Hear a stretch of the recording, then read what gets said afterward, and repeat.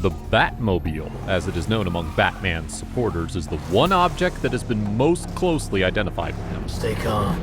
It serves not just as a mode of transportation for him, but also as a solid means of defense and assault. The Batmobile has experienced amazing transformations in movies since it initially appeared in comic books. It has become bigger and more powerful since then, thanks to new technology, in accordance with the rising complexity of the difficulties Batman has had to face. Every new Batman has necessitated a change in the Batmobile, yet each one has built on the preceding. Welcome back to Evo Chronicles, where we showcase the evolution of movies, video games, and characters. And in this video, we're going to see the evolution of the Batmobile. Batman 1943. A black 1939 Cadillac Series 75 convertible was used by Bruce Wayne and Dick Grayson, as well as their secret identities Batman and Robin, in the 1943 serial film Batman. When Bruce and Dick were in disguise, they drove it with the top down and the top up. Alfred was the chauffeur for the dynamic duo in both guises. Batman and Robin 1949. The New Adventures of Batman and Robin, the Boy Wonder, often known as simply Batman and Robin, is a 15-chapter Columbia Pictures serial released in 1949. It's a remake of the 1943 Batman serial, but with different actors. Batman was played by Robert Lowry, and Robin was performed by Johnny Duncan. Vicky Vale was played by Jane Addams, and Commissioner Gordon was played by legendary character actor Lyle Talbot. Batman 1966. The Batmobile was recreated for commercial purposes in the UK when the TV spin-off film Batman was released in 1966. A 1958 Chevrolet Bel Air Impala four-door sedan's roof was fully removed and replaced with the classic double bubble top for this project. The back doors were cemented shut, making it difficult to enter in and out through the remaining modest front doors. The original bodywork was immediately modified by welding aluminum components on top of it. A decent duplicate was built with black and orange paint as well as decals and was entirely street legal on UK roads. The car was transferred to a scrapyard for breaking up after its promotional use was completed. Batman and Batman Returns, 1989 through 1992. The Batmobile was depicted in a different way in Tim Burton's live-action flicks Batman, 1989, and Batman Returns, 1992. The Batmobile's characteristics included the ability to launch spherical bombs from its sides. In the back, there was an afterburner. Each fender had two M1919 Browning machine guns disguised under flaps. Once hooked to a building, the grappling hook acts as an anchor, allowing the Batmobile to make a very abrupt turn at high speed that its pursuers can't match. It had a bat disc ejector, side-mounted, that could shoot precisely 15 bat discs in a 1-second pulse, as well as super hydraulic for course alterations. Shin breakers installed on the chassis, oil slick dispensers, and smoke emitters were among the other equipment. The two-seat cockpit had aircraft-style equipment, a passenger's side display, a self-diagnostic system, a CD recorder, and a voice command recognition system on the inside.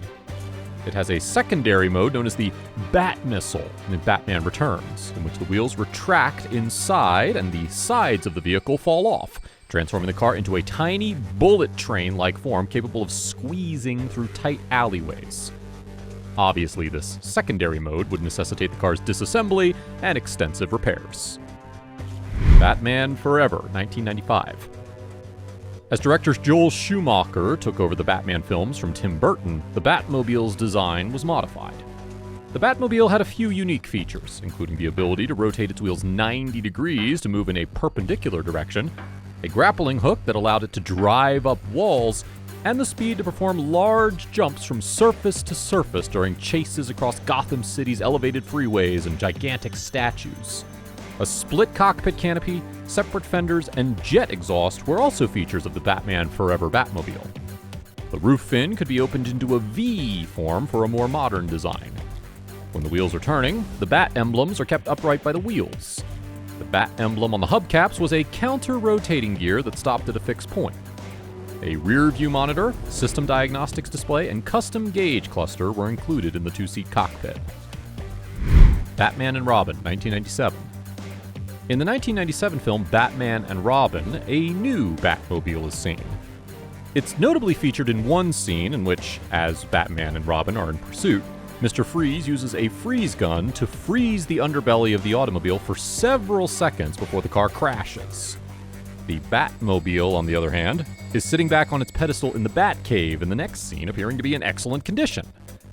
This Batmobile, like the Batman Forever car, has light-up wheels and engine panels. The nozzles were slightly canted away from the car's centerline, resulting in a V pattern formed by the 6 exhausts, which kept the car aimed straight ahead. The car's nose was embellished with a bat mask. The array of weapons and devices of the Batman and Robin version is controlled by an onboard voice-activated computer that surrounds the single-seat cockpit. The driver has access to a multifunctional key command response system from behind the wheel, which provides fast weapon activation during an attack and defensive operations. The Batmobile in Batman and Robin had dual-mount sub-carrier rocket launchers, front and rear grappling hooks, multi-point infrared and laser scan tracking units, anterior and posterior wheel-based axle bombs, and catapult ejection seat. The Dark Knight Trilogy, 2005 through 2012. Bruce Wayne uses the prototype Tumbler built by Wayne Enterprises' Applied Sciences division as a bridging vehicle for the military in Batman Begins, 2005. Weapons are included, as well as the ability to boost into a rampless jump. The Tumbler's armor is robust enough to allow him to smash through concrete barricades without taking too much harm. The Tumbler appears twice in The Dark Knight, 2008. Once when Batman captures the Scarecrow, and once during a chase when it's destroyed by an RPG launched by the Joker in an attempt to kill Harvey Dent.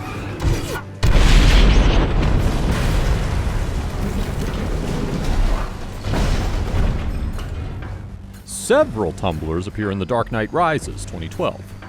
Bane's gang steals the Tumbler's original military camouflage from Wayne Enterprises, and each of these cars bears the Tumbler's original military camouflage.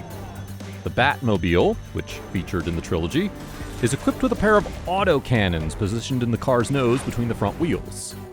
The driver's seat moves to the center of the vehicle in attack mode, and the driver is moved to lie face down in the central area between the front wheels. This accomplishes 2 goals. First, it provides more substantial protection by shielding the driver with many levels of armor plating. Second, the low-down, concentrated driving posture facilitates extreme precision maneuvers, while lying prone decreases the danger of damage to the driver when performing these maneuvers. DC Extended Universe, 2016 through 2017. The Batmobile in Batman vs. Superman: Dawn of Justice, 2016, was inspired by both the sleek, streamlined design of historical Batmobiles and the high-suspension military build of the more recent Tumbler from the Dark Knight Trilogy, according to Warner Bros. Studios. They were also influenced by the Batmobile from 1989. It incorporates a small jet engine afterburner for fast push in pursues and jumps, among other characteristics. The body is impenetrable on the outside and can easily resist sustained shooting from miniguns. The Batmobile has a gimbal-mounted machine gun on the front part and a harpoon launcher on the back, allowing it to easily drag a truck behind it. To resist incoming homing missiles, it's also fitted with missile racks and flare countermeasures. Should Batman ever need to leave the Batmobile is also capable of independent control. A current of electricity flows along the vehicle's external plating, capable of shocking and incapacitating those unlucky enough to come too close. In the 2017 film Justice League, Batman has a new 4-legged tank vehicle called the Nightcrawler, which was designed by his father during World War II. The Crawler is deployed to rescue Starlab scientists from beneath an abandoned Gotham harbor in the war against Steppenwolf. Near the end, the new team boards the Flying Fox, a portable troop carrier carrying the new armored Batmobile to take on Steppenwolf. The Batman, 2022. Matt Reeves, the director of the film Batman, tweeted photographs of the Batmobile as a muscle car. This form was imagined by Reeves as a car that Bruce Wayne created himself, using parts from various cars to make it his own. In an interview with Empire magazine, Reeves revealed that he drew inspiration for the Batmobile's horror-like presence from John Carpenter's 1983 picture, Christine. For the film, 4 units were built. A V8 engine producing 650 horsepower powers the primary driving unit. For indoor or night shooting, another unit was created on a Tesla chassis. One of the most famous vehicles to ever grace the big screen is Batman's Batmobile. It has seen various transformations, from a modest yet iconic car to a terrifying tank with massive strength and weaponry. Now, to ask you guys, which Batmobile did you like the most? Do let us know about it. Don't forget to like and subscribe to Evo Chronicles and hit that notification bell so that you can always be notified by our regular updates. We'll be back soon to enlighten you with another character.